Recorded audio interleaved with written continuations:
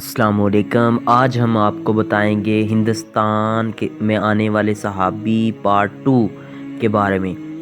اس پہلے پارٹ میں ہم نے ڈسکس کیا حضرت حکم بن عاص رضی اللہ تعالیٰ عنہ کہ وہ کیسے تجارت کرتے ہوئے ہندوستان میں انٹر ہوئے، اور آپ نے اپنے سیرت سے اور اپنے اچھے کام کی وجہ سے، اچھی تجارت کی وجہ سے کس طرح اس علاقے کو اسلام میں کنورٹ کیا۔ تو آج جو ہے ہمارا موضوع ہے ایک صحابی حضرت عبد الرحمن بن سمرہ رضی اللہ تعالی عنہ۔ حضرت عبد الرحمن بن سمرہ رضی اللہ تعالی عنہ جب آپ صلی اللہ علیہ وسلم نے مدینہ کی طرف ہجرت فرمائی تو اس وقت بہت چھوٹے تھے، تقریباً 8 سال آپ کی عمر تھی، اور آپ کا شجرہ نسب حضور صلی اللہ علیہ وسلم کے پردادے سے ایک شاخ میں ملتا ہے۔ عبد الشمس اور عبد المناف جو ہیں وہاں جو آپ کے کٹھے، یعنی حضور کے بھی وہ دادا ہیں عبد المناف، اور ان کے عبد الرحمن بن سمرہ کے بھی وہ دادا تھے۔ تو اس کا مطلب ہے کہ آپ صلی اللہ علیہ وسلم کے پردادا اور ان کے پردادا ایک ہی تھے، دونوں بھائی تھے۔ تو آپ کا عبد المناف اور عبد الشمس سے سلسلہ نسب ملتا ہے۔ تو آپ صلی اللہ علیہ وسلم جب مدینہ تشریف لے گئے تو آپ تو اس وقت بچے تھے، تو آپ کو اسلام کی سمجھ نہیں تھی، تو آپ مکے میں ہی رہ گئے۔ اس کے بعد جب مکہ فتح ہوتا ہے، حضور 10 سال بعد تشریف لاتے ہیں مکہ میں اپنی 10,000 جان نثار صحابہ کے ساتھ۔ تو اس وقت آپ صلی اللہ علیہ وسلم نے جب سب مکہ والوں کو معاف کر دیا، اور آپ صلی اللہ علیہ وسلم نے پوچھا کہ آپ لوگوں کے ساتھ میں کیا سلوک کروں، تو انہوں نے کہا کہ ہم شفیق باپ کے بیٹے سے اچھی توقع ہی رکھ سکتے ہیں۔ تو آپ صلی اللہ علیہ وسلم نے سب کو معاف کر دیا۔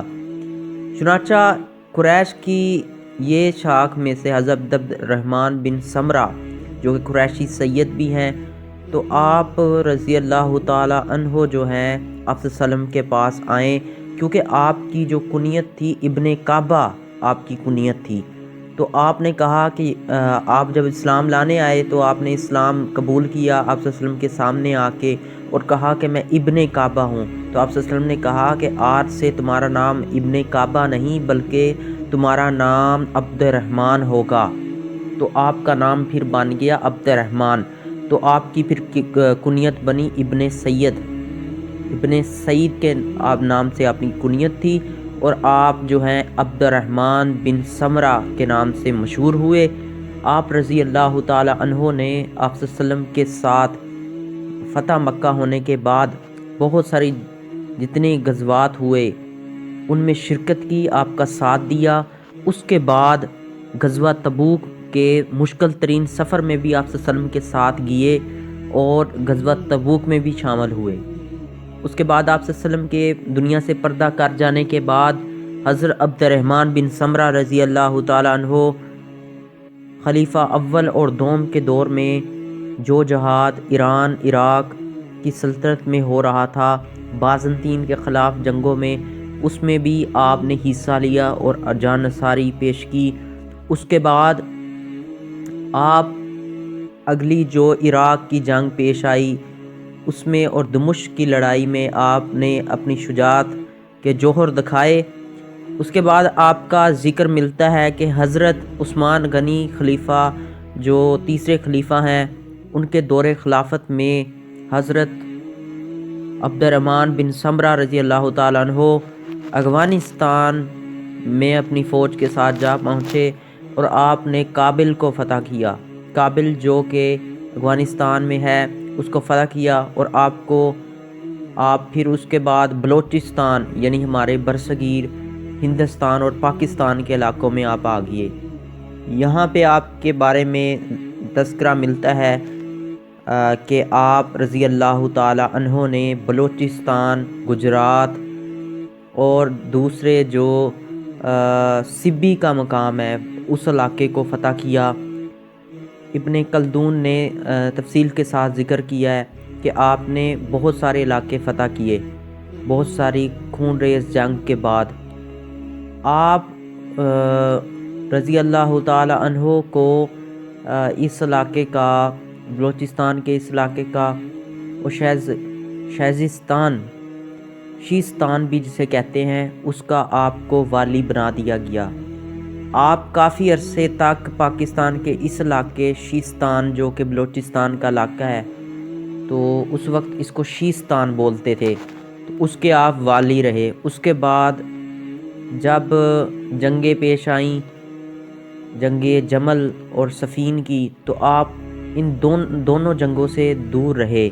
جس طرح بہت سارے دوسرے صحابی ان جنگوں میں شامل نہیں ہوئے کیونکہ وہ آپس میں مسلمانوں کی خون ریزہ جنگ تھی، تو ان جنگوں میں مسلمان کئی صحابی جو ہیں وہ ان دونوں جنگوں میں شریک نہیں رہے کیونکہ دونوں فریقین مسلمان تھے۔ اسی طرح حضرت عبد الرحمن بن سمرہ رضی اللہ تعالیٰ عنہ ان جنگوں میں شامل نہیں ہوئے۔ جب حضرت علی اور حضرت معاویہ کی فوجوں کے درمیان جنگیں ہوئیں، اس وقت بھی آپ ان دونوں جنگوں میں شامل نہیں تھے۔ تو آپ جو ہیں، آپ نے جہاد کیا، آگے اسلام کو ہندوستان تک پہنچایا۔ آپ وہ خوش نصیب صحابی ہیں جنہوں نے اسلام کو ہندوستان کی سرزمین اور موجودہ ہمارے پاکستان کی سرزمین بلوچستان تک اسلام کا جھنڈا گاڑا اور یہاں پہ اسلام کی سلطنت قائم کی۔ آپ رضی اللہ تعالیٰ عنہ خوش نصیب صحابی نے جنہوں نے اتنی دور آ کے جہاد کیا اور فتح یاب ہوئے اور اسلام کی سلطنت کو اتنا دور کیا، اور حضور کی وہ سیرت کی روشنی میں جو ہندوستان کی سرزمین کی حدیث ہیں اس پہ عمل کیا۔ آپ رضی اللہ تعالیٰ عنہ کافی عرصے تک شیستان کے والی رہے۔ اس کے بعد آپ رضی اللہ تعالیٰ عنہ واپس مکہ آئے۔ واپس مکہ کیوں آئے؟ ابن زید جو ہے آپ کے خلاف ہو گیا، حضرت عبد الرحمن بن سمرہ کے خلاف ہو گیا ابن زید، اور اس نے آپ کو عہدے سے اتار دیا اور آپ واپس مکہ تشریف لے آئے۔ باقی زندگی کے کچھ عرصہ آپ نے یہاں مکہ گزارا، اور آپ کی وفات 51 ہجری میں ہوئی، 50 یا 51 ہجری میں آپ کی وفات ہوئی، اور آپ کو یہیں مکہ دفن کیا گیا۔ اللہ پاک آپ پہ کروڑوں رحمتیں اور آپ کے درجات بلند کرے، اور آپ کے صدقے اور حضور کے تمام صحابی اور اہل بیت اور حضور کے صدقے ہمارے سارے صغیرہ و کبیرہ گناہ معاف کرے، اور تمام وبائی امراض سے ہمیں نجات عطا فرمائے، اور پوری دنیا کو وبائی امراض سے نجات عطا فرمائے۔ آمین ثم آمین۔